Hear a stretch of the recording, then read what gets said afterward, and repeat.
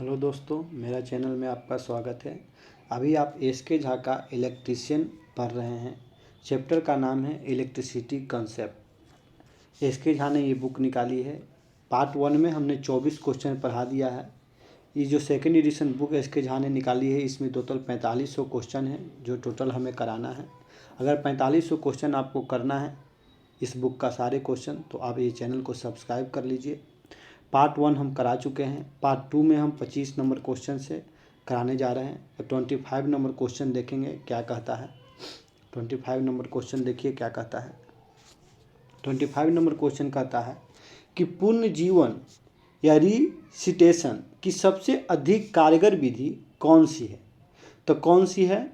मुंह से मुंह पूर्ण जीवन, जिसको बोलते हैं रिसिटेशन। यानी आंसर 25 का क्या होगा? डी। यानी जो मुंह से मुंह हम श्वास देते हैं उसको हम लोग सबसे कारगर विधि बोलते हैं। ठीक है, आगे पढ़िए, इसके बारे में थोड़ा सा पढ़ लेते हैं। जैसे क्या बोलता है देखिए, पूर्ण जीवन की सबसे अधिक कारगर विधि मुंह से मुंह पूर्ण जीवन विधि है। विद्युत झटके के पश्चात कृत्रिम श्वास क्रिया की सेकर विधि में रोगी के छाती को बल जमीन पर लिटाया जाता है। कृत्रिम श्वास क्रिया की लोकप्रिय सरलतम विधि मुंह से मुंह में श्वास देना है। कृत्रिम श्वास में सबसे जो लोकप्रिय विधि यही है कि मुंह से मुंह श्वास दिया जाए।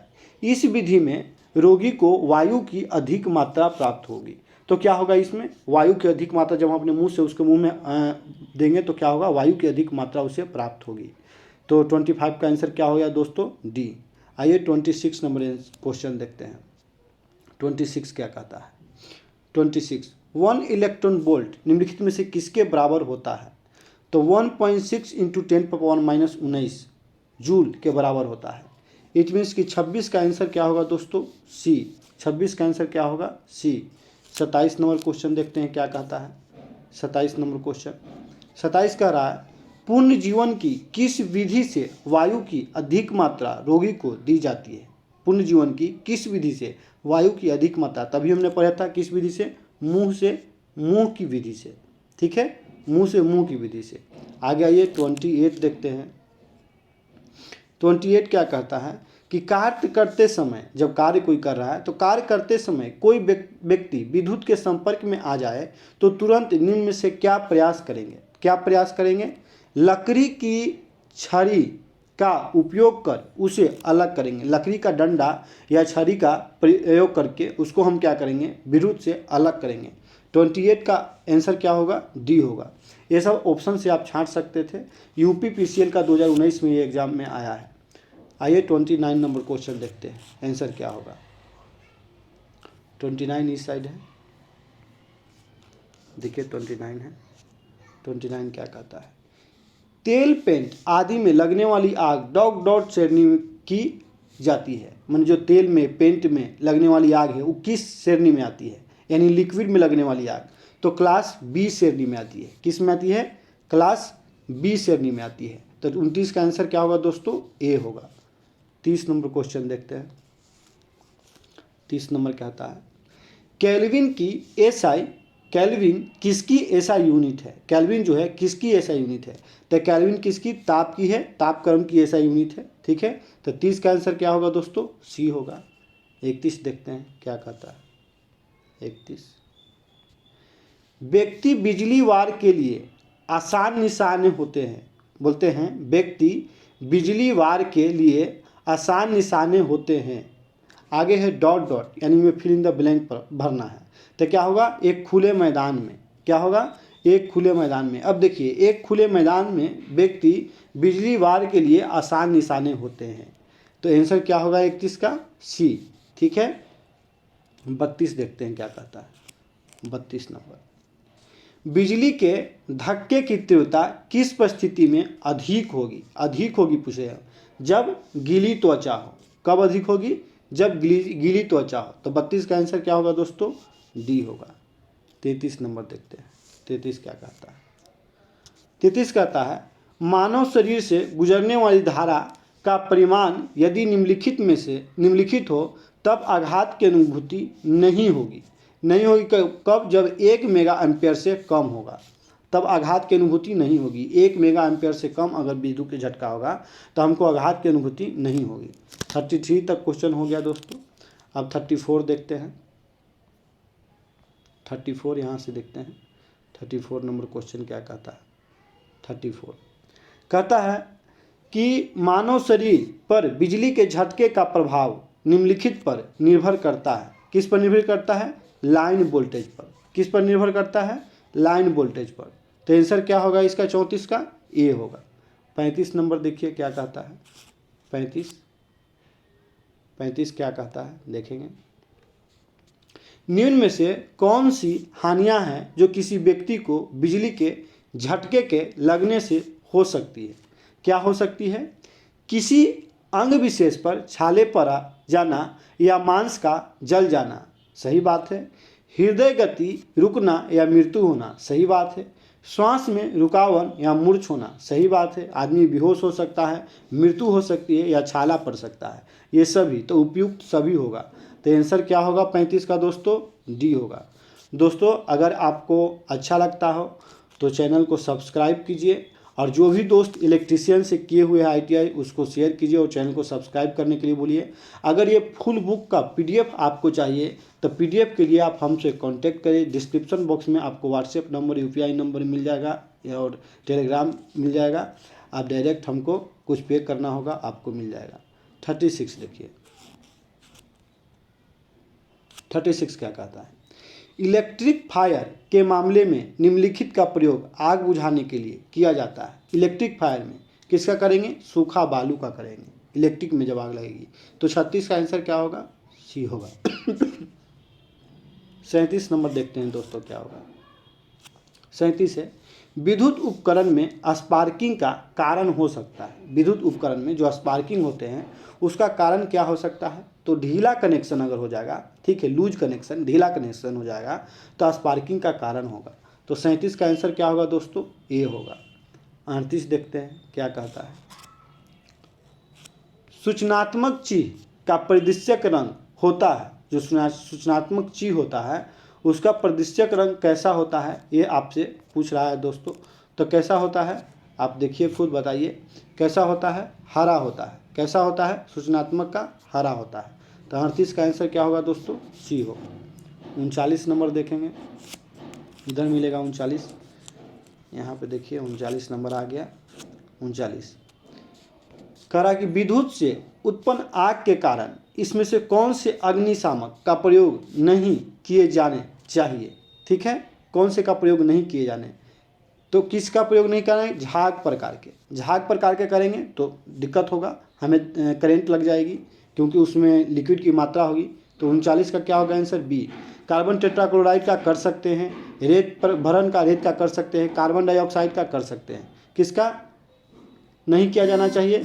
तो किसका नहीं किया जाना चाहिए दोस्तों? तो झाग प्रकार के नहीं करना चाहिए। ठीक है, 39 का आंसर बी। 40 नंबर देखते हैं दोस्तों क्या होगा। इसरो ISO का तप्यार्थ है। तप्यार्थ मीन्स की फुल फॉर्म क्या होगा दोस्तों? तो अंतर्राष्ट्रीय मानकीकरण संगठन, इसी को बोलते हैं हम लोग क्या? ISO को क्या कि इंटरनेशनल स्टैंडर्ड ऑर्गेनाइजेशन। ठीक है, तो 40 का आंसर क्या होगा दोस्तों? बी होगा। आइए 41 नंबर देखते हैं। 41 बिजली की आग को बुझाने के लिए निम्नलिखित प्रकार के अग्निशामक का प्रयोग करना चाहिए। बिजली का आग बुझाना है तो किस प्रकार का करेंगे? डी किस्म का प्रयोग करेंगे। किसका करेंगे? डी किस्म का। 41 का आंसर क्या होगा? डी होगा। अब देखते हैं इसको क्या कहता है। डी वर्ग का अग्नि का प्रयोग कर बिजली की आग बुझाया जाता है। इसके अंतर्गत मोटर, जनरेटर, ट्रांसफार्मर आदि मशीनों में लगी आग आती है। ठीक है, यदि विद्युत स्फुलन के द्वारा उत्पन्न होती है, इसे निम्न शामक युक्तियों द्वारा नियंत्रित किया जा सकता है। किसके द्वारा नियंत्रित किया जा सकता है जब बिजली से आग लगी हो?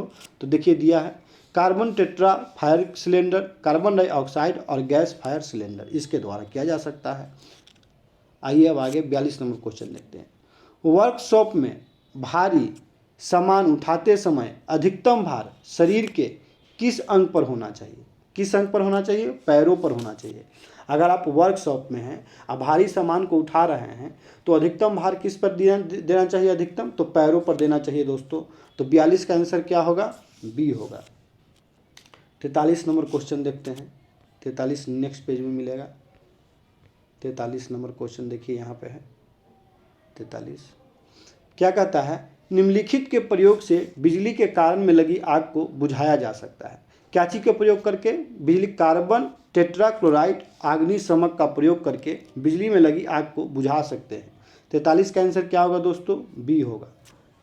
44 नंबर देखते हैं क्या कहता है। 44 कहता है कि निम्नलिखित में से सुरक्षा का कौन सा प्रकार व्यावसायिक सुरक्षा नहीं है? व्यावसायिक सुरक्षा नहीं है तो सड़क सुरक्षा जो है व्यावसायिक सुरक्षा नहीं है। तो 44 का आंसर क्या होगा दोस्तों? डी होगा। बाकी जितने भी है जैसे मशीन सुरक्षा व्यावसायिक सुरक्षा है, शरीर सुरक्षा व्यावसायिक सुरक्षा है, कार्य सुरक्षा व्यावसायिक सुरक्षा है। अब देखिए 45 नंबर, घाव को भरने के लिए प्राथमिक उपचार के धब्बे में डॉट की ट्यूब होनी चाहिए। क्या चीज का ट्यूब होना चाहिए? तो बीटाडीन की ट्यूब होना चाहिए। क्या चीज का? बीटाडीन की। 45 का आंसर क्या होगा दोस्तों? सी होगा। 46 नंबर देखेंगे। 46 क्या कहता है? यदि तेल, पेट्रोल या विद्युत दोष की वजह से आग लगी हो तो प्रयोग किए जाने वाले अग्निशमक क्या होंगे? क्या होंगे? CTC होंगे। क्या होंगे? CTC होंगे। तो 46 का आंसर क्या होगा दोस्तों? सी होंगे। 47 नंबर देखिए। दिया हुआ चित्र निम्नलिखित में से किस चीज का है? ये जो दिया हुआ चित्र है ये चित्र किसका है? ये आपको बताना है। तो किसका है दोस्तों? आप देख सकते हैं यहाँ पे फिगर में दिया हुआ है। तो ये है विद्युत झटके के खतरा का। किसका है? एक त्रिभुज बना हुआ है, त्रिभुज में एक एरो बना हुआ है, एरो में इस तरह से बना हुआ है। ये किसका है दोस्तों? विद्युत के झटके के खतरा का। 47 का आंसर क्या होगा दोस्तों? सी।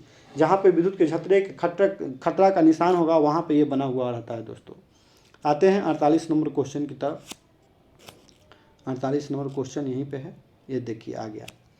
क्या कहता है? 48, CO2 अग्निशामक निम्नलिखित में से किस प्रकार की अग्नि को बुझाने के काम में आता है? CO2 किसके काम में आते हैं? तो वर्ग बी और वर्ग डी एवं वर्ग डी के बुझाने के काम में आता है। यानी कि 48 का आंसर क्या होगा दोस्तों? डी होगा। थोड़ा सा इसको पढ़ लेंगे दोस्तों। CO2 अग्निशामक वर्ग बी और वर्ग डी अग्नि बुझाने के काम में आता है। श्रेणी बी की आग ज्वलनशील द्रव एवं ठोसों जैसे मिट्टी का तेल, डीजल, पेट्रोल आदि में लगी हो। बी वाला। डी की आग बिजली के तार, उपकरण एवं अन्य धात्विक में लगी हो। ठीक है, समझ में आ गया बी और डी क्या है। अब 49 नंबर क्वेश्चन पे आते हैं। 49 नंबर क्वेश्चन कहता है किस तरह का अग्निशमक इलेक्ट्रिकल अग्नि को शमन करने के योग्य है? तो किस तरह का? कार्बन डाइऑक्साइड अग्निशमन। यानी कि 49 का आंसर क्या होगा दोस्तों? बी होगा। 50 देखिए 50 क्या कहता है?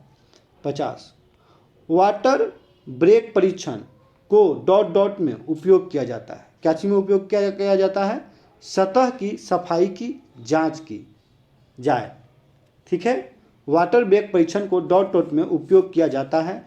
किसमें? सतह की सफाई की जांच की जाए में उपयोग किया जाता है। ठीक है, तो 50 का आंसर क्या होगा दोस्तों? 50 का आंसर होगा डी। आइए 51 नंबर क्वेश्चन देखते हैं। 51 नंबर, वही सारो उपचार प्लांट में अम्ल अपशिष्ट को डॉट डॉट से मिलाने पर निष्प्रभावी किया जा सकता है। क्या चीज से मिलाने पर? अम्ल को क्षार से मिला देंगे तो क्या होगा? निष्प्रभाव हो जाएगा। किससे मिला देंगे? क्षार से। अम्ल को किससे मिला देंगे? तो क्षार से। तो आंसर क्या होगा दोस्तों? 51 के 1 होगा। 52 देखते हैं। दिया हुआ चीज डॉट डॉट की चेतावनी को दर्शाता है। किसकी चेतावनी को दर्शाता है दोस्तों? ये तो देख लीजिए किसकी, विद्युतीय झटका को किसकी चेतावनी को दर्शाता है? लेजर बीम की चेतावनी की दर्शाता है दोस्तों। तो 52 का आंसर क्या होगा दोस्तों? सी होगा। 52 का आंसर क्या होगा? सी। ये जो फिगर बना हुआ है और इसमें जो देखिए पॉइंट ऐसे ऐसे बना हुआ है तो ये किसकी चेतावनी को दर्शाता है? तो लेजर बीम की। तो 52 का आंसर क्या होगा? सी होगा। आज यहीं तक दोस्तों, आगे हम लोग कल पढ़ेंगे। ठीक है, 50 तक हो, 52 तक हो गया है। और अगर अच्छा आपको लगा हो तो चैनल को सब्सक्राइब कीजिए और दोस्तों में शेयर कीजिए। Thank you.